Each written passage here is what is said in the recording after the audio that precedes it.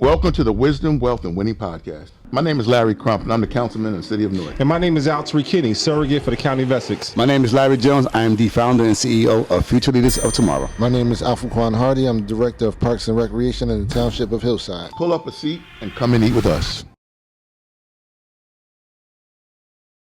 I think the most difficult thing I had to do as a father was discipline my children. Being separated from my children due to divorce and not talking to them for a period of time.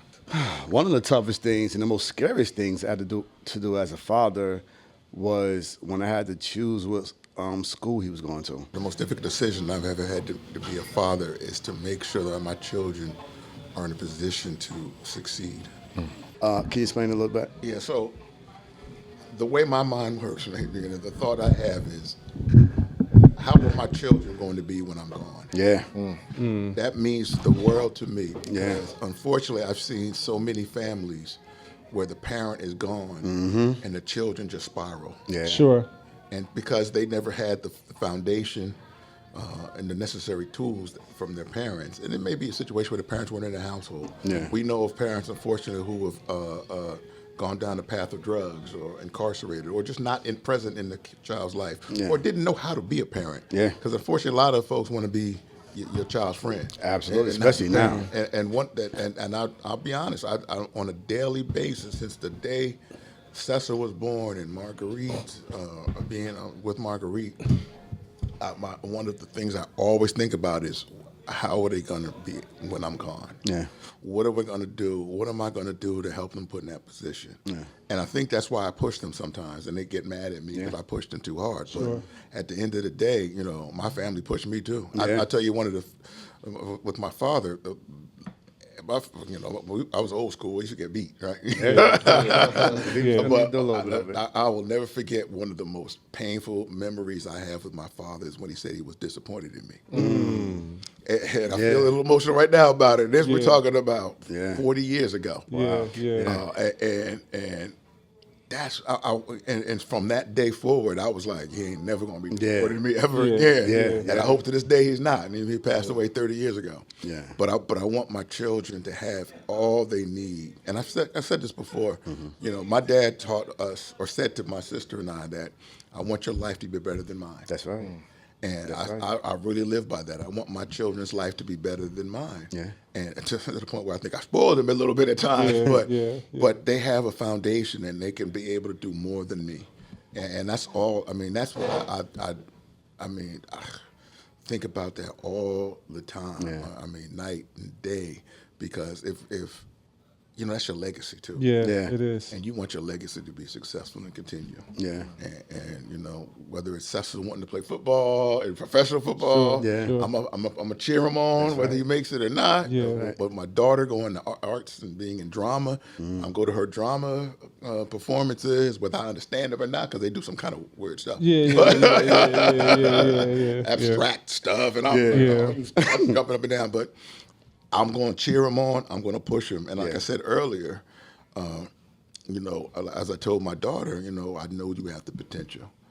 And so I want to make sure you live up to that potential. So it's a hard thing to do sometimes because it's a balance. You don't want to push your kids too hard because they'll push them away. Yes. But you want them to be in a position to succeed, and they may not understand and appreciate it now. Yeah. And I didn't when I was their age, but. And maybe that's part of I shouldn't be trying to do is push it that hard, but because they'll eventually, hopefully, the lights will go on and they'll understand it. But if I don't do it now, the foundation's not there for them. Yeah. And when they get older, it's just going to crumble. And I think part of the way children are raised now, that pushing. I don't know if kids are being pushed like that anymore. So that will allow them to be successful in their growings. It's interesting to be having this conversation because just day before yesterday, I sent my son this reel that popped up on my Instagram account. It was a dad talking to his son in the bathroom about why he pushed him and why he on him so hard, and just pretty much pouring into him, like explaining to him that he's trying his best to make sure he's prepared and ready as an adult when he's not around. And he just talked about how his life was like No one really was there for him. He raised him by himself. He was a single dad, and just really poured into him to the point where the dad got emotional because he wanted his son to understand so much why he was doing it. And I saw the video and I sent it to my son in his Instagram account because we push. Like, I don't know, I work with young people all the time, and I don't know if kids are being pushed that way anymore. And then I just think kids aren't being prepared to deal with life. We want to protect our kids so much and shelter our children for hurt that we're hurting them. Yeah. Like, we're literally hurting our kids because they grow up and they face a obstacle, a difficult obstacle, and they don't know what to do. They think the world is over. Yeah. So continue to push. Like I'm understand the balance. There's a balance, and the most important thing is we talk to our kids. I remember one time I had to step back from my son, and I even apologized to my son one time. I'm like, because I worked with at-risk young people or alternative young people, I was doing too much, because I didn't want him to walk down that path. But I'm like, you didn't grow up like them. You didn't even grow up like me. So the chances of you, although you still can, but the chances of that happening are slim. So I don't have to push you in that way. I could push you in a different way. So, yeah, I just think that's admirable of how we go. I think so. For me, one of the toughest decisions as a man is to decide, number one, who you're going to marry, because you're going to have to make that decision who you're going to procreate with. That's You understand what I'm saying? Yeah, so I think that's so for me, and I think it was tough because I'm divorced, and then in the midst of that, you know what I mean? You know, I felt like, you know, you did everything right, you know, or at least you're attempting to do everything right. Yeah. Then the divorce crumbles, and then, you know, then you get into this heated battle, and then, you know, the children lose out on the interaction between mom and dad, right? And, you know, and you know, and when in this, I would say, in our, especially in the black families, you know, though dads are present, there's a lot of moms who run the household. You know what I mean? It's not like, you know, as we would say, the traditional or even like a mutual agreement, right? So that means who has the most influence in that home, you know what I mean?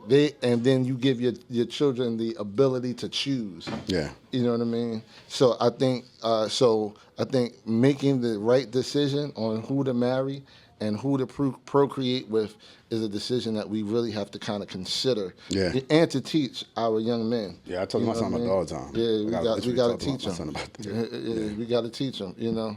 And you know, so if any of your children are around the same age as my daughters, you know. You know, that's a point. That's a point you're touching on. Like, we see, like arranged relationships. That's a really interesting. Like, I've talked about that before. Like arrange, like if you know your kids are coming from this, like build them up. Like have them marry each other. Yeah, that's a real thing. Yeah, and I considered that. It might I thought be a about stretch for some. Yeah, absolutely. I get it, but we have to also put them in environments to see what successful men look like. You know what I mean? And successful relationship. And what successful women look like. You know what I mean? So when somebody else who don't have our values, they know how to push them to the side. Yeah. You know. Yeah, I don't know. I think it's one of the toughest decisions I have to make as a father. I said discipline earlier, but also apologizing to my children when I did something wrong. Yeah. And so I don't ever recall my father ever apologizing to anyone. You know, I did it because that's what I did. And I think that teaching my children that dad is wrong and quickly apologize without feeling like I lost my masculinity in the household, my presence in the household, right, is important. I think the second thing the toughest decision is also reaffirm that my wife is not behind me as a father, we all co-equals, right? So That's tough though. so it's almost like, so I remember my wife and I, we had a argument about this issue where Elijah asked my wife to do something, and my wife said, no, you can't do whatever you ask, right? Then he looked at me for confirmation of rejection. Yeah. And then Jaron said, why is he looking at you?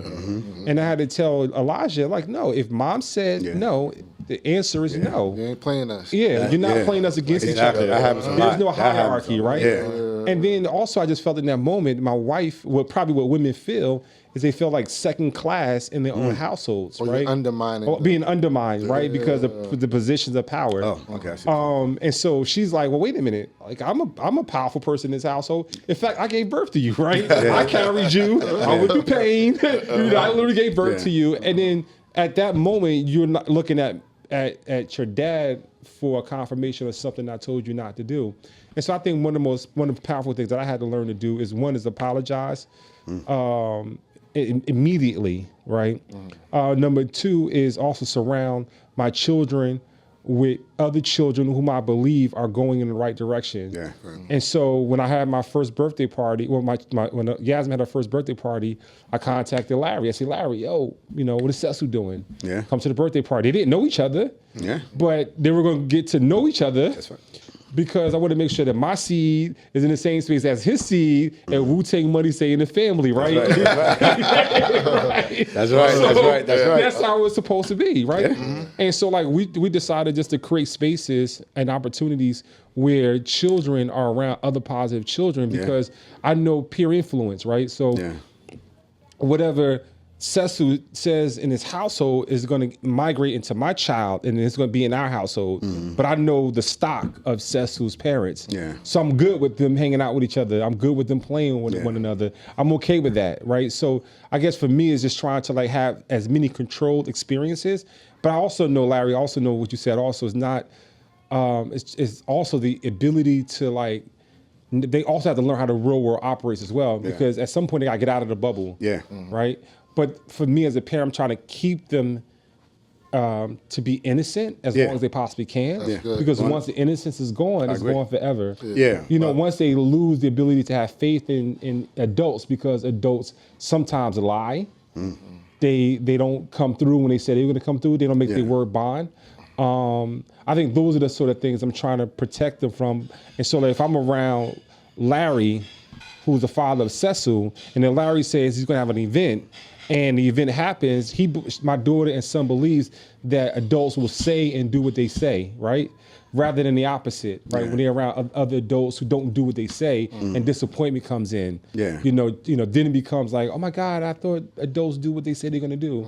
And so I think those are the things that I try to do in terms of protecting my children, celebrating joy, amongst our kids. We talk. Right? And we have fun. Absolutely. Right? And then the other part of it is that the other part about learning about dadhood is that you sacrifice what you enjoy for yourself, for your kids. Like, I always wanted to go back to school and do other things, right? But now that I have kids, now my time is limited. And also I said to myself, I'd rather spend time with them than being in a sort of classroom, going to, I was thinking about going to the master's program that Rutgers had, right? And that's because I just wanted to add more credentials so I can have more opportunity. But I'm like, well, one is, what's the ROI? But the sacrifice, I don't want to make that sacrifice, because I know how other families have felt where they pull time away from their children to pursue other activities, and their children resent them, as they get older. And speaking on that, I mean, we're talking about tough decisions you have to make. Yeah. That's a tough decision for you to make. Yeah. You want to do something for yourself, but the reality of it is, as a father, we sacrifice a lot. I mean, and this is about four guys here. We know our wives. Yes, we do. Yes, we do. Know women sacrifice so much, but in this space, we're talking about what we sacrifice. 100%. And on a regular basis, I'm sure we've all experienced that, where, we want to do something, or we used to do so. I'll tell you a story of experience. I hate the beach. My wife and kids love the beach. Yeah. So where do we always go? To the beach. There you go. To the beach. Yes. Yes. I hate to swim. So yeah, You're right. And we just went snorkeling because that's what they wanted to They do. And Right. you know, it may not seem like a big sacrifice. It's a small that's- story of what happens, but Yeah. in a microcosm of all. Yeah. Because you know, I as a parent, and we talked about before, making sure they have the success of whatever they do. It's about being present. Fathers being present. It's so easy. Yeah. It really is easy not to be present. Yeah. Guys. Yeah. It's easy to say, I got to work. Yeah. I can't go to this. It's easy. And I'll say specifically for me in my position, I have a community meeting to go to. I have somebody's dinner to go to. I have something else to go to. Yeah. While my son looks at me and goes, are you going to come to my practice today? And it's just like, and I'm like, I'm not going to be at that meeting today. That's right. That's right. You're right. That's So I Right. purposely make sure that, you know, it's a balance. The decision is, the tough decisions we make are we going to be there for our children? And we may not realize as much as we are for them. Yeah. They, you know, you may, I missed today. Yeah. That may be the day he really wants you to be there. Exactly. He really wants you to be there. Yeah. That may be the day that, like with Cecil, that he got an interception and almost Yeah. ran back a ball for a touchdown. Yeah. And I was there to look at it and see him. And Yeah. he was so happy to see. Man, he ran off the field and hugged me. Yeah. You know, when he Yeah. was supposed to still be playing. Yeah, You know? that's right. That's right. So, you know, those are decisions and things you don't want to miss. You don't want to miss. Like, for the life of me, I don't understand. And this is no judgment, I should say. So I'll say I don't understand. If you can be present, there's no reason you shouldn't be present. Yeah. And so for me, it's always, I'll be in 100-degree weather in my suit coming Yeah. straight from work That's right. to watch him play football, not even play football, but practice. Yeah. Because that's the decisions that we have to make as fathers. Yeah. And it's okay to judge. Like we need to start judging people more. People like people saying no judgment zones. No, we need to start judging people because these decisions that these people make directly affect us and their children, and it's okay to judge. Like people say, "Oh, I don't listen." Like yes, I do. Some stuff I do judge. And I am judging you, but I'm just not sharing my judgment. Exactly. You know, but I did want to share that one of the scariest moments I had to make. It was when they was young, and I had to choose what school they was going to. My son left a really good preschool program, Wisdom, from pre-K 3, pre-K 4, and they shut down. And I had to put him into like kindergarten, and I'm like, I literally remember like almost to tears because I'm like, I don't know what school to put this kid in because it got if I choose the wrong school, that's the trajectory of those early years. Like set the foundation.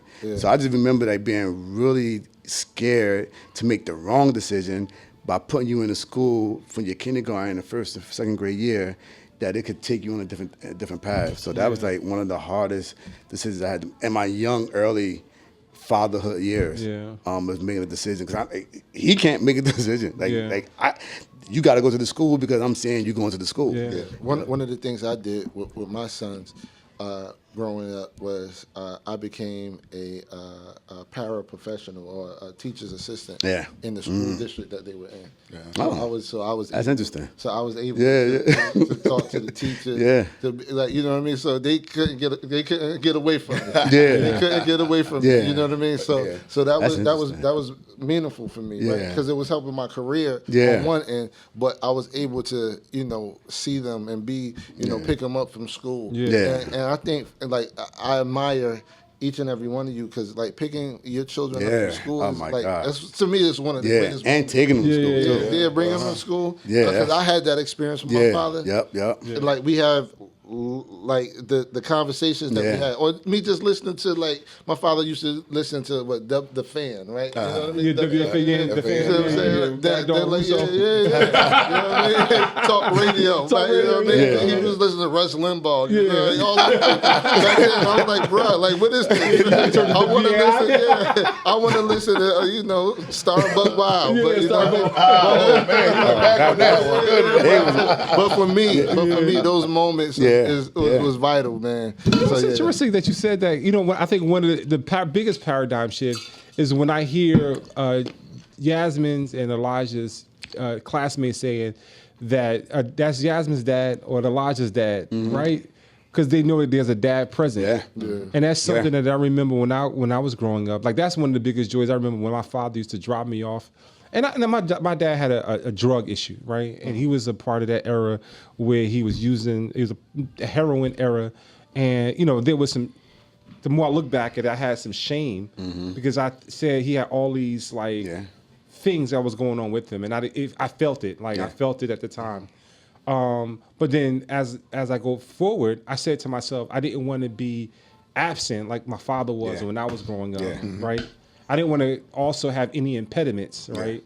And so I made myself overly accessible to my children, overly involved because I knew what the opposite felt like, right? To play basketball games, look in the stand, and my mother or my dad wasn't there. Like my mother wasn't there because she was working. My dad just had that disease called drugs, right?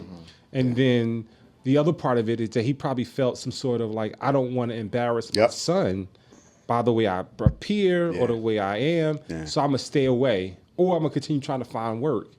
And so I don't know what that issue was. Unfortunately, he passed when I was 15 years old, so I never really had that conversation with him. Yeah. But also I said to myself, when I have children, I want to be not only involved, but I want to be overly involved to the point where between the time they're born to the time they get 18, you're going to know that my children had a father. That's right. He was present. That's right. And he was engaged. Yeah. And that's the sort of thing that to me, when it's some of the hard decisions, is like it becomes easier. Yeah. Because I actually enjoy hanging out with them. I enjoy spending time with them. I enjoy watching them develop as well. So I know we got to go. I just want to say I'm proud how you are empathetic of your father's trauma. Yeah.